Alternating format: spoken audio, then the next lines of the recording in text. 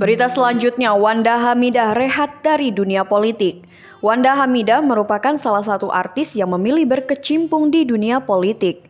Namun baru-baru ini terdengar fakta bahwa Wanda Hamidah ingin rehat dari dunia politik dan kembali berkecimpung ke dunia entertainment. Setelah bertahun-tahun bekerja di dunia politik, Wanda Hamidah mengungkapkan bahwa dirinya ingin istirahat terlebih dahulu dari pekerjaannya di dunia politik. Dirinya memutuskan untuk mencoba kembali terjun ke dunia akting sinetron yang belum pernah ia lakukan selama berkarir di dunia entertain. Dilansir dari Tribun News, Wanda mengaku saat ini dirinya sedang mengikuti passionnya selain berpolitik, yakni berakting. Wanda menegaskan dirinya tak mungkin meninggalkan dunia politik yang sudah puluhan tahun ia jalani, karena selama ini banyak artis yang ingin melangkah ke politik berbagi ilmu dengannya. Begitupun sebaliknya, ia banyak cerita ketika memutuskan ke dunia akting.